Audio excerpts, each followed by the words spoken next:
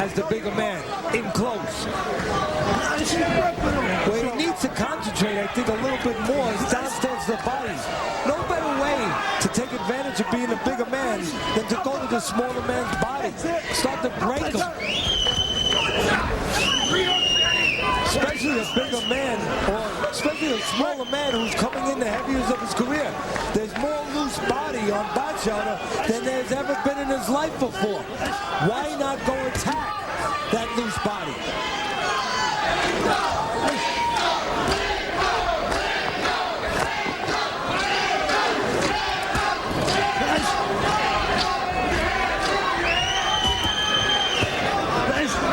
Danny Batchelder is from Saratoga, New York. Travel a little west of that, you end up in Canastota, New York, home to the Boxing Hall of Fame. It is their big induction weekend, and Brian Kenny gets us up to date on that. BK. Interesting. And in fact, Dan Rayfield did a big piece on the Hall of Fame this week, but it's interesting to think about who's going to be going into the Hall of Fame in the coming years. You are not going to want to miss some of these weekends in Canastota in the coming years when guys like Lennox Lewis and Oscar De La Hoya and Evander Holyfield, Bernard Hopkins. But how about the fact that Roberto Duran and Tommy Hearns continued their careers so long that they have to hold off for the 5 years to become eligible? They're going to be going into Hall of Fame weekends in the coming years, Teddy. Great classes coming up. And those will be weekends that the fans will really come out for. But those special guys get their moment. Right now, the moment is round number 6 of an important fight for both men's career. Danny Batchelder, 24-1-1. Brian Minto, 24-1. Minto feels like he has a lot of career momentum. He's only up a round on Teddy Atlas's scorecard. He has won 6 straight, had the 2 impressive fights with Vinny Matalone, and most recently, a win on Friday Night Fights against Billy Zumbern. Batchelder with a right hand. Punch track numbers, the average punches landed for the last 3 rounds. You see Minto enjoying a 26-15 edge there. You know, I talked about Batchelder giving up his advantage and maybe being a quicker man by coming in the heaviest of his career.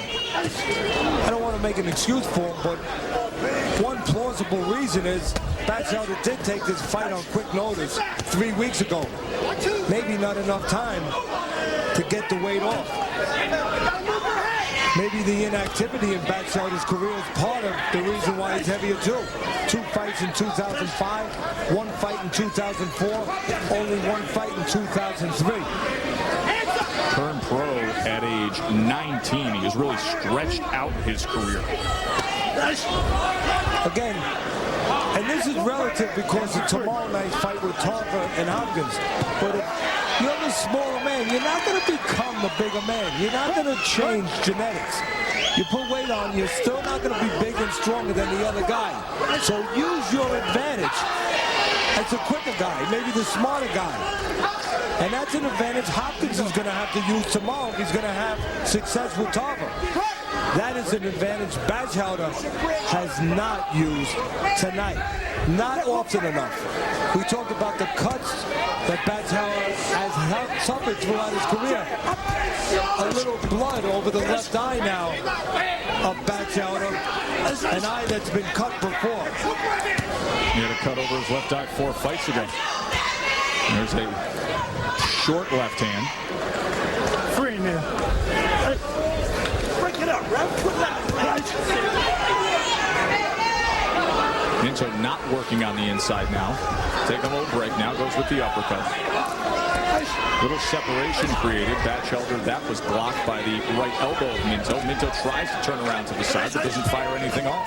Again, if you came into this fight, you just walked in and you knew that Minto's the bigger guy, Batchelder's the smaller guy. Just by looking where they are, you know who's doing better.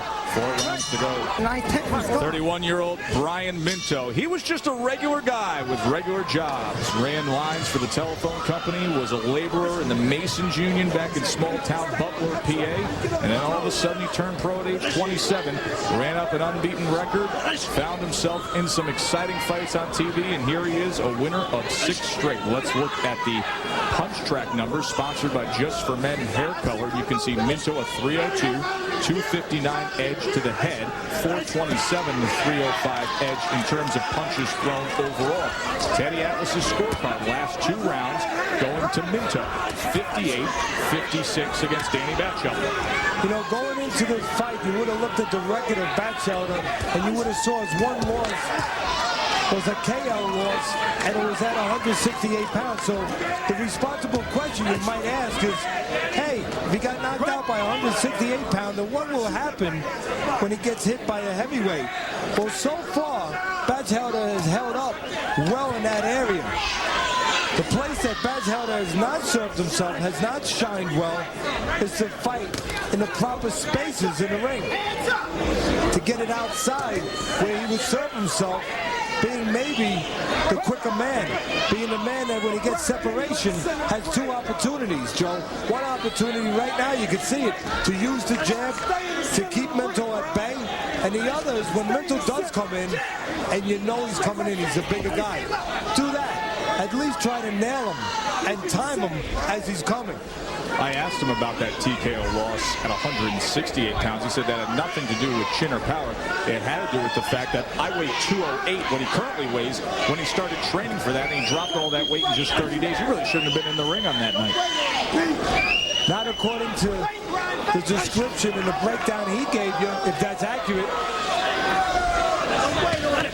Had nothing in the tank that night at 168 pounds. Feels very comfortable here at 208 pounds. But Teddy, talking about body size, when I look at Brian Minto, I still see the remnants of a college football player, a girthy, broad across the top guy. He could probably serve himself well shaving off some of that girth and getting himself down to the 200-pound cruiserweight limit. I would agree with you. You could see that he's a small heavyweight. He came in at 212 tonight, but he has been lighter throughout his career. He's not really what you would say is the prototypical, authentic big heavyweight nowadays. But everybody wants to fight at that division. You get more attention. But I definitely would consider, if I was involved with Minto, going down to cruiserweight and making some noise there. No doubt about it. Of course, that cachet of fighting in a heavyweight main event brings TV dollars. Coming to the end of round number 7. Which way will it go? Let's go. Friday Night Fights presented by Just for Men Hair Color, coming to you from the Tropicana in Atlantic City. Round 8, Brian Minto. You've probably seen him before. Exciting heavyweight in the black and gold. He's won 6 straight. Taking on Danny Batchelder, fighting at the highest weight of his career. A big challenge here. Both men with 24 wins and only 1 loss in their career. And on Teddy's scorecard, Minto taking the last 3 rounds up 68 to 65. You can see the average punches there for 6 rounds compared to the last round.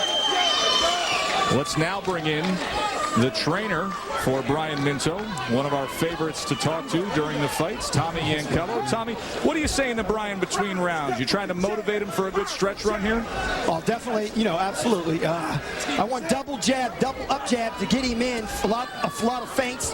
Don't come in too high. I want to move in his head and getting in with his jab. And when he gets in, I want him to stay in. I don't want him to hold. I don't want him to let Danny hold. He's got to make a choice in there and fight.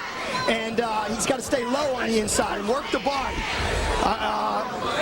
Danny's, so I think he's slowing down, and that's what we get there. Say that's the right hand you've been looking for a bit. Now he's on the inside where you want him to get to work. Stay in there now, Brian.